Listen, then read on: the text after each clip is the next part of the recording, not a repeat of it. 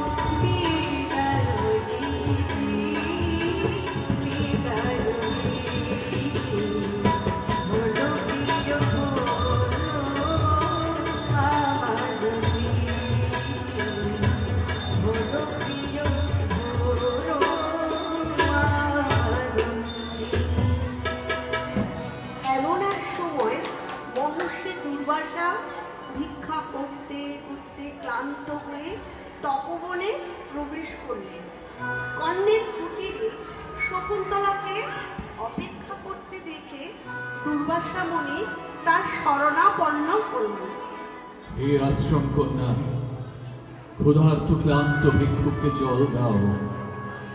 হে আশ্রম কন্যা, ক্ষুধার্ত ক্লান্ত ভিক্ষুককে জল দাও। হে আশ্রম কন্যা, ক্ষুধার্ত ক্লান্ত ভিক্ষুককে জল দাও। তিনবার আহ্বান করা সত্ত্বেও শকুন্তলার দৃষ্টি আকর্ষণ করতে না পেরে প্রচন্ড ক্রুদ্ধ হয়ে শকুন্তলাকে প্রিয় দুই সখী অলসুয়া ও প্রিয়ঙ্গদা আছড়ে পড়ল দুর্বাসার পায়ে। ক্ষমা করুন প্রভু, ক্ষমা করুন। সখী আমাদের অবুঝ, তার এই অক্ষমতাকে মার্জনা করুন। ফিরিয়ে নিন অভিশাপ। কিন্তু মনির অভিশাপ তো মিথ্যে হতে পারে না। শেষে এই নিদান হলো, যে আংটি রাজা শকুন্তলাকে প্রদান করে গেছেন, সেই আংটি যদি রাজাকে তিনি দেখাতে পারেন, তাহলে তার সব মনে পড়বে।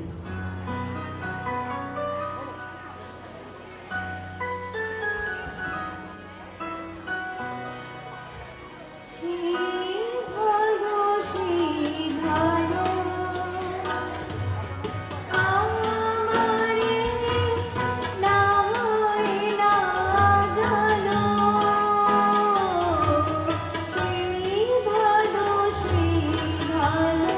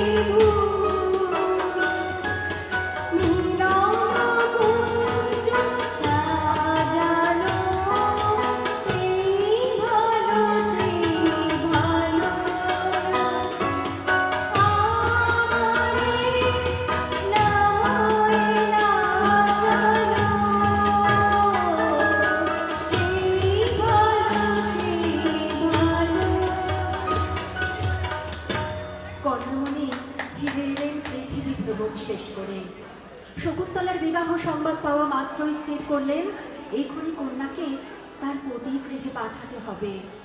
বিবাহ উত্তর কন্যা পিতৃগৃহে বাস করতে পারে না, তা অসম্ভনীয়। স্থির হলো দিনক্ষণ, শুরু হলো শকুন্তলার সাজসজ্জা। প্রিয়ঙ্গদা কেশর ফুলের হার নিয়ে, অনসূয়া গন্ধ ফুলের তেল দিয়ে শকুন্তলাকে সাজাতে বসলে। মাথায় তেল দিয়ে, কপালে সিঁদুর দিয়ে প্রিয় সখীকে রাজরানী সাজিয়ে দিলে। কিন্তু অলংকার যে নেই, তাতে কি ক্ষতি? শকুন্তলা বন কন্যা, প্রকৃতির অপুরন্ত অলংকার সামগ্রী তো আছেই।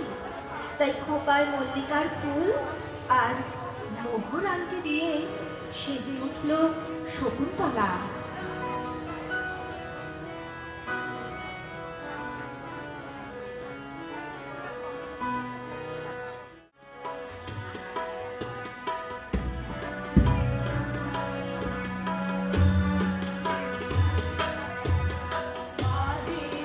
সখী বাঁশি বাজিবে,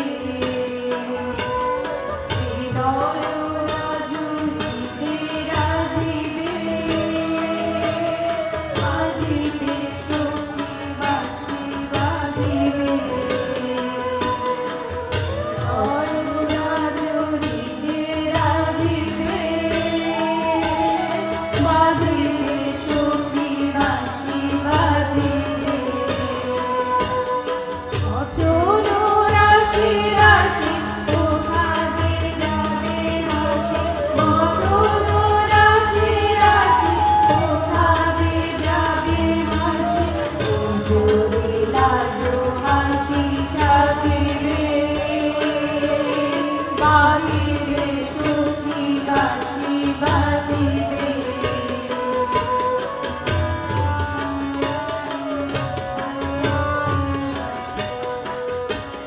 নয়নে আঁখি জল ভরিলে ছলো ছলো, নয়নে আঁখি জল ভরিলে ছলো ছলো।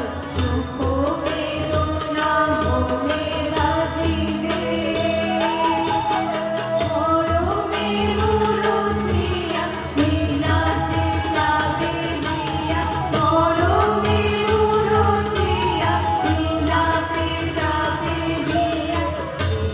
চরণ যুগু রাজিবে, বাজিবে সখী বাঁশি বাজিবে। হৃদয় রাজুনিতে রাজিবে, বাজিবে সখী বাঁশি বাজিবে। বনের দেবতাদের প্রণাম করে তাতু কর্ণ ও মাতা গৌতমীকে চোখের জলে ভাসিয়ে সখী সখাদের কাছে বিদায় নিয়ে শকুন্তলা চললেন পতিগৃহে।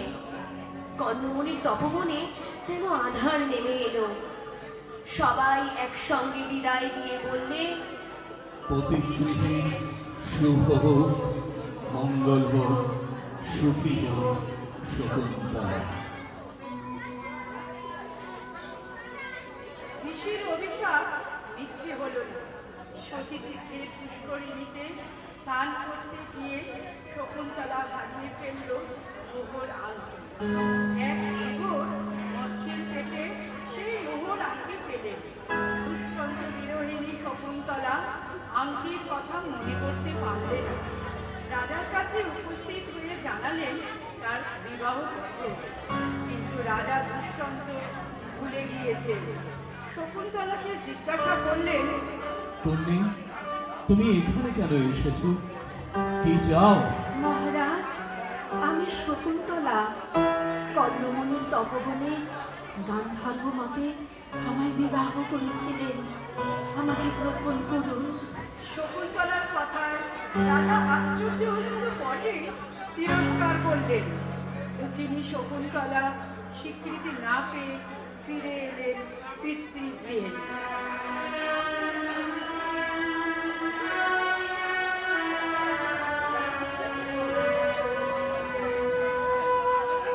কালক্রমে শকুন্তলা এক একদিন এক পুত্র সন্তানের জন্ম দিলেন।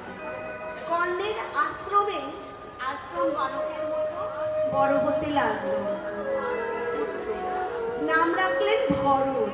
শকুন্তলা ও ভরত কর্ণের তপবনে বাস করতে লাগলেন। এক বর্ষামুখর দিনে রাজ পরিবারের এক ধীবর এসে উপস্থিত। তার জালে আজ যে মাছ উঠে এসেছে তার মতো এত বিশালাকায় মাছ আর এর আগে সে দেখেনি। রাজার সামনে সেই মাছের পেট ছেদ করা হলো। বেরিয়ে পড়ল মোহর আংটি। দুষ্যন্ত যেন বিদ্যুৎ স্পৃষ্ট হলেন। মনে পড়ে গেল এই তো সেই আংটি। হায় ঈশ্বর, আমি শকুন্তলাকে বিবাহ করে অনামিকায় এই আংটি পরিয়েছিলাম। কোথা সে? আমি এখনই যাব তার সন্ধানে।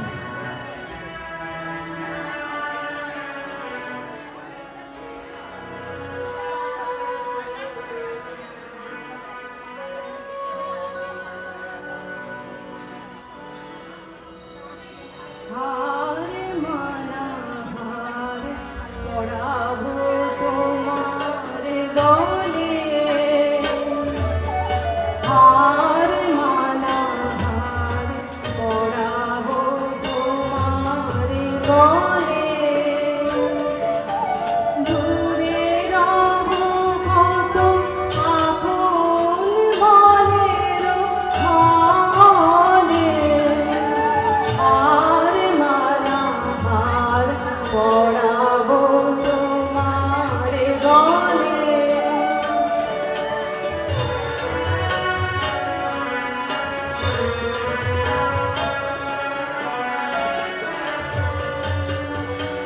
জানি আমি জানি ভেসে যাবে অভিমান, নিবিড় ব্যথায় ফাটিয়া পড়িবে প্রাণ। জানি আমি জানি ভেসে যাবে অভিমান, নিবিড় ব্যথায় ফাটিয়া পড়িবে প্রাণ। কুণ্ডলিয়া বাঁশিতে বাজিবে গান, পাষাণ তখন গলিবে নয়ন জলে, হার মালা হার পরাবো তোমার গলে, বনবাসী হার মালা হার পরাবো তোমার গলে। বনবাসিনী শকুন্তলা আর পুত্র ভরত তপবনে বাস করছিলেন। বহু পথ ভ্রমণ করতে করতে অবশেষে রাজা এসে পৌঁছলেন কর্ণমণির তপবনে। সেখানে তখন ভরত এক সিংহ শাবকের সঙ্গে খেলা করছিল। অবাক হলেন রাজা। এই দেব শিশু তবে আমার পুত্র। পাশে ওই বনবালিকার মতোই মুখশ্রী, আর ওই কপালে যে রাজটিকার অস্পষ্ট আভাস। রাজা হা হুতাশ করতে করতে ভাবলেন, এই শিশুকেই কোন মায়া বলে তিনি বিস্মৃত হয়েছেন। রাজা মার শিশুকে আলিঙ্গন করে কাঁদতে লাগলেন, বললেন, ক্ষমা করে দিও প্রিয়তমা, আমাকে ক্ষমা করে দিও। শকুন্তলা প্রণাম করলেন। রাজা দুষ্যন্ত গ্রহণ করলেন শকুন্তলাকে। প্রিয়া ও প্রিয়তমের মিলন হল। আকাশ হতে সব দেবতারা পুষ্পবৃষ্টি করতে লাগলেন।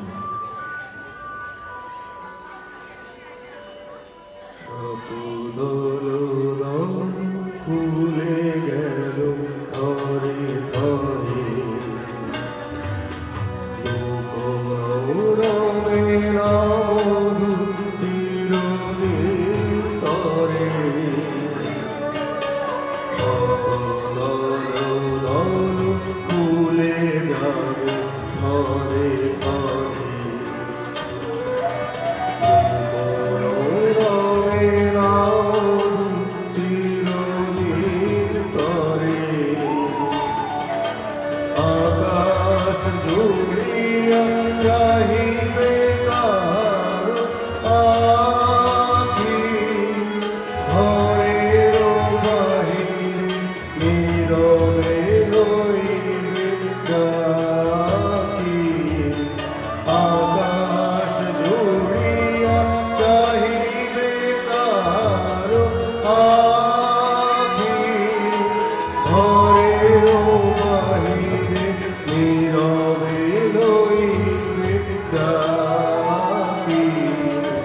কিছুই সেদিন কিছুই রবে না বাকি গভীর মরণ লুভিব চরণ তলে আর মালা পরাবো তোমার গলে দূরে রব কত আপন বনের ছলে আর মালা পরাবো তোমার গলে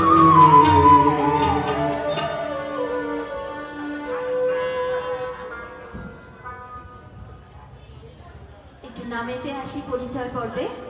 রবীন্দ্রনাথের মতোই কবি কাজী নজরুল ইসলামের গান এই বিশ্বের একটা বড় অংশ রয়েছে প্রকৃতি পর্যায়ে।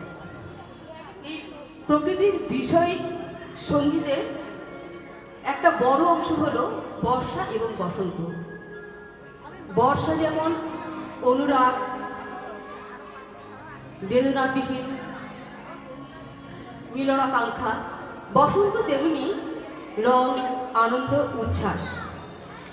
বসন্ত যে প্রকৃতির বৈচিত্র্যের রং নিয়ে আসে, তাতে আমাদের মানব সমাজ সুন্দরভাবে সেজে উঠতে চায় এবং রঙের আনন্দে মেতে ওঠে। কবি কাজী নজরুল ইসলামের বসন্তের গানের একটি গুরুত্বপূর্ণ গানের কথা, গুরুত্বপূর্ণ বলছি এই কারণেই, তার একটা বিশেষ কারণ আছে। এই গানটি 1932 সালে রেকর্ড হয়েছিল, পরে তা বাতিল হয়ে যাবে। গানটি হলো ফুল ফাগুনের মোর মরশুম এলো মরশুম, বনে বনে লাগলো দোল। গানটি আছে কাহার বা তারে ভৈরবী রাগে। আমি সেই মূল সুরটিকে সুরক্ষিত রেখেই গানটি গাই।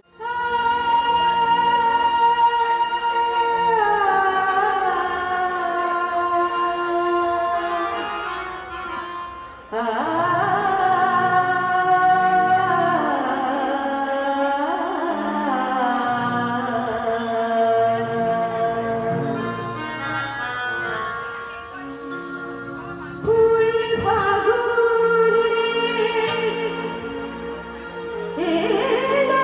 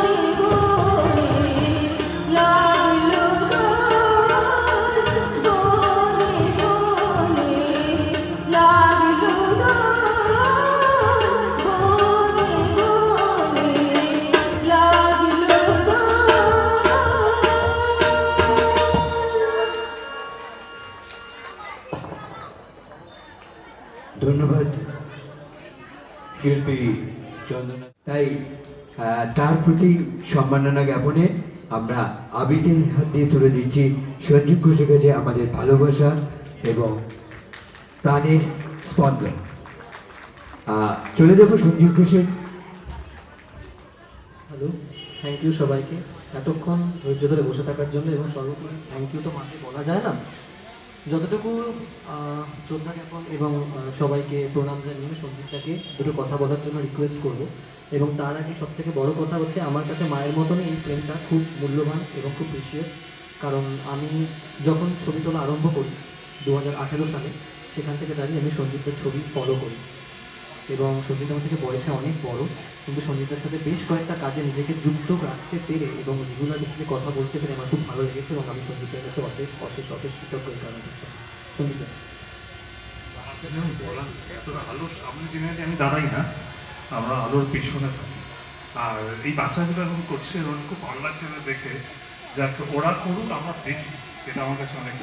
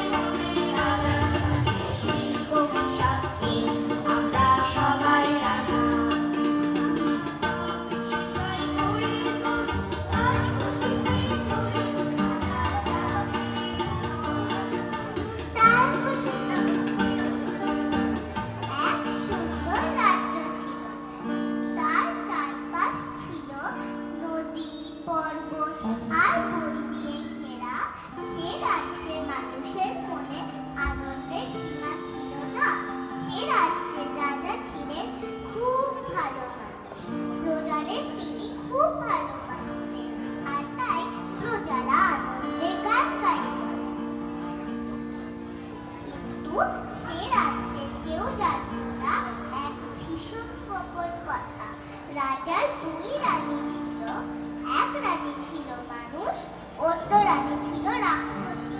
মানুষ রানী ছিল খুব লক্ষ্মী, আর তার ছেলের নাম ছিল কুসুম।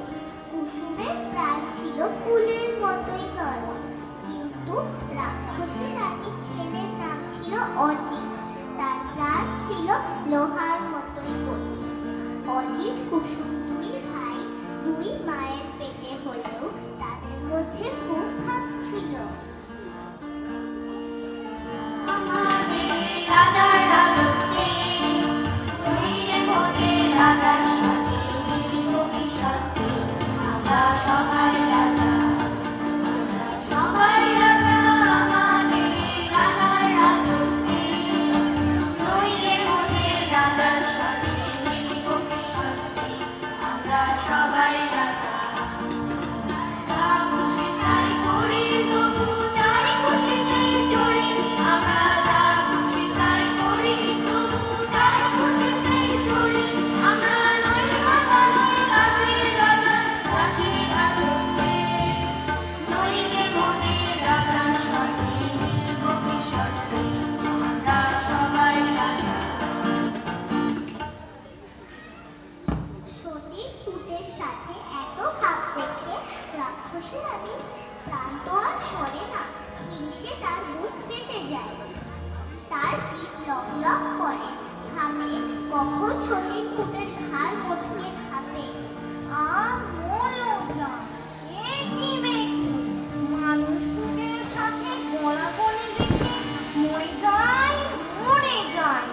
উনি আমার রাক্ষস খোকসের দল, দেখে যান, দেখে যান।